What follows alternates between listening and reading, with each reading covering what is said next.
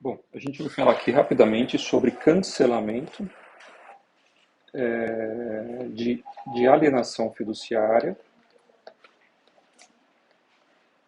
quando existe a securitização e ainda a circulação de um crédito no mercado de valores. Mercado de valores. Então vamos dar uma introdução primeiro de como que isso funciona. O cidadão A tem uma casinha, tá? E daí ele resolve, por alguma razão, ou comprá-la financiada, ou isso ir para uma alienação fiduciária, ou ele fez um financiamento, prestou dinheiro e, e esse crédito foi para um banco. Então vamos chamar aqui de B, que seria o banco. Tá? Então ocorreu aqui uma relação jurídica e uma alienação fiduciária. Tá? Ocorre que esse banco, ou às vezes o próprio incorporador, empreendedor, vendedor de loteamento, vendedor de condomínio, para levantar fundos, o que ele acaba fazendo às vezes? Ele resolve circular esse crédito. Ao invés de ele ficar ali só com um imóvel na carteira de negócios dele, esse B, que pode ser então um banco, ou então pode ser um empreendedor, por exemplo, ou empreendedor, eles resolvem circular esse crédito para um outro banco que se torna o cessionário dos créditos. Então vamos chamar de C, está coincidindo o ABC, olha que legal. Então o C se torna o cessionário dos créditos. A lei 9.514 e a lei 10.931 são os principais dispositivos que falam sobre isso. Tá?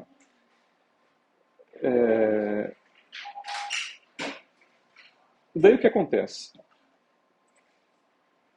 Todo mundo já deve ter visto quando você vai lá como investidor, quem tem o dinheirinho sobrando aí como investidor, você abre no banco e vê lá na carteira de investimentos, poupança, fundos. E às vezes aparece lá fundos imobiliários, por exemplo. Fundos imobiliários. E nesses fundos, se você resolver investir ali R$ 100, R$ 1.000, o que importa, isso vai para um fundo. Esse dinheiro investido pelo investidor vai para um fundão que junta as cotas de um monte de gente. Tá? Aí existe um administrador disso. E em algum momento, esse crédito ele é transformado em uma cédula para se tornar um título de crédito, uma representação de um crédito. E daí vem aqueles institutos que a gente vê, que aparece lá depois também o CRI, né? Certificado de Recebíveis Imobiliários, e o outro me deu um branco, porque vão ocorrendo diversas transações em diversas fases desse crédito. Chega uma hora que esses créditos vão para um mercado de valores. Então, se a gente for analisar mercado de valores, o mais conhecido que todo mundo conhece é o de ações. Então, o tempo todo as pessoas estão comprando e vendendo ações de companhias, tá? Petrobras, Vale do Doce, por aí vai. Mas também existe os valores que representam créditos imobiliários. Então vai alguém lá, poxa, esse crédito aqui é bom, vou comprar ele por tanto, na expectativa de mais tarde esse alguém vender ele por dois tantos. Então isso é uma maneira que surgiu principalmente com a Lei 9.514, de os investidores privados se tornarem um lastro, um fundamento, um suporte para o mercado imobiliário circular. Tá? O grande problema é, Como é que fica na matrícula? Na matrícula, a gente vai ver, vou colocar aqui em verdinho, a gente vai ver que o A alienou por B, ok? Depois o B, no determinado momento foi feita a cédula de crédito imobiliário. Só que existe. Só que imagine vocês que cada vez que uma ação compra, vende, compra, vende, compra, poxa, às vezes uma ação no mercado de valores, às vezes ela passa pela mão de 100 pessoas. A mesma coisa pode acontecer com esses títulos no mercado imobiliário. Então chega um ponto em que não fica mais no registro de imóveis essas transações, é dispensada a verbação. Tá? E o que tem sido mais comum que a gente tem visto tem sido ser a CETIP, que é uma instituição que exerce aí um controle. E junto com a CETIP, estou gravando, e junto com a CETIP existe a figura também da securitizadora. Não vou mencionar o nome de uma aqui, porque para respeitar a LGPD. E ainda tem, nesse processo todo, ainda quem está com a posse daquele título. Tá? Quem está com a custódia. Então, é um monte de nomes que a gente tem que tomar muito cuidado. E na hora de cancelar esse crédito, a gente tem que saber quem tem que autorizar esse crédito.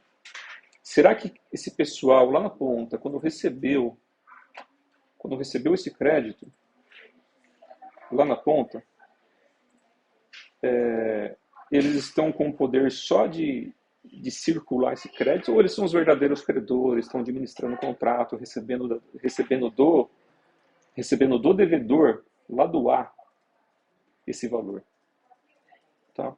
Então a gente tem que ter muito cuidado de saber, então, do A foi para o B, que foi para o C, então vai pulando de mão em mão o crédito.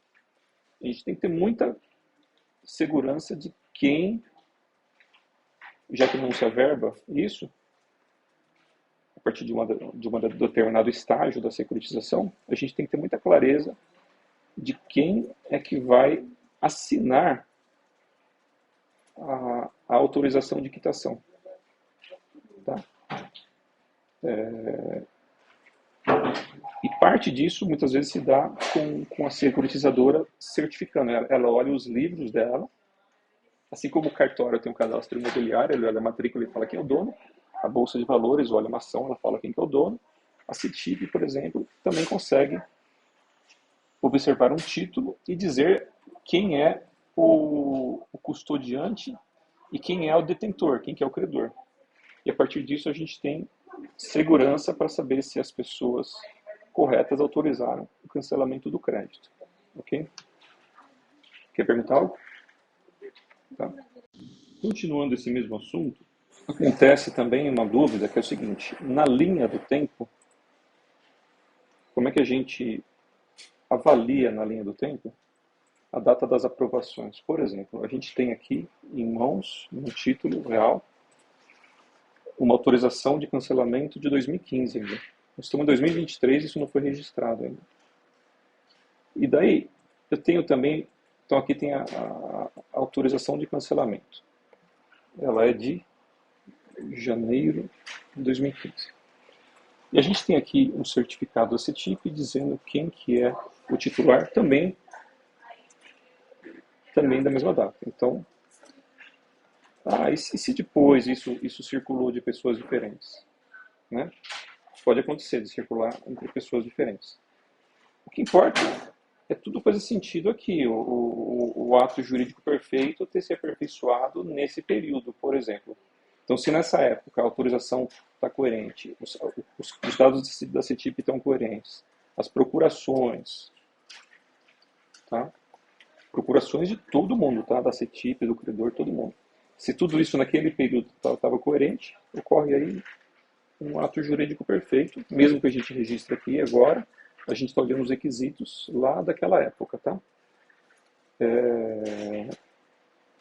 Cuidado que no registro nem sempre existe direito adquirido ao registro. Se surgir depois uma lei nova, uma novidade legal que crie algo, tá? ou uma jurisprudência que reinterprete uma lei anterior, que diz como que ela se interpreta, a gente tem que reconsiderar as novidades que ocorreram depois. Então, nem sempre o ato jurídico perfeito fica estabilizado de maneira a não ter correções, tá? Nesse contexto, surgiu uma outra dúvida.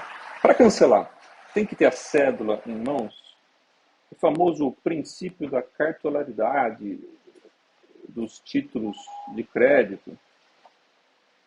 Por exemplo, se alguém cartularidade, se alguém tem na sua posse um cheque, o cheque foi emitido por alguém, agora o cheque está na mão do credor. Se voltou para a mão dele, a entrega dele física presume que foi resolvido, né? Uma cédula é mais parecida com uma nota promissória. Ao tal dia pagarei. Se essa cédula de crédito imobiliário está na posse de alguém, isso quer dizer que ele é o credor? A gente tem que tomar cuidado que existe a circulação física ou a circulação no mercado de balcão. Se a gente fosse fazer uma analogia primeiro com cheque, uma coisa é alguém receber um cheque, depois ir fazendo endosso, vai entregando de uma pessoa para outra, os comerciantes, é muito comum, depois o último lá, vai lá e deposita o cheque. Tá? Então ocorreu uma circulação física. Mas também pode ser que a partir do momento em que isso é lançado no sistema,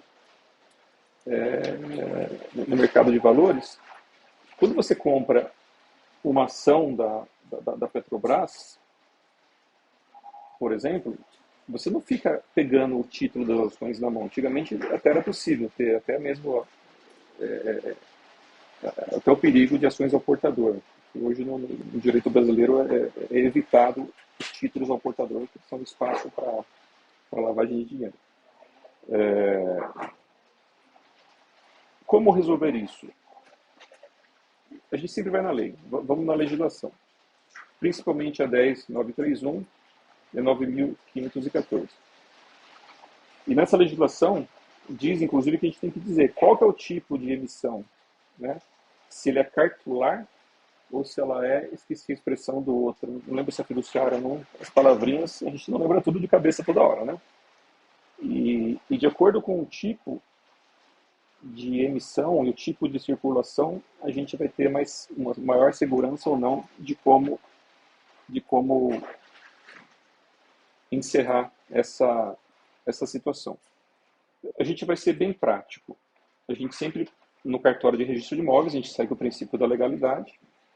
Então a gente vai primeiro ter muito claro quais são os dispositivos, quais são os artigos de quais leis que falam sobre isso.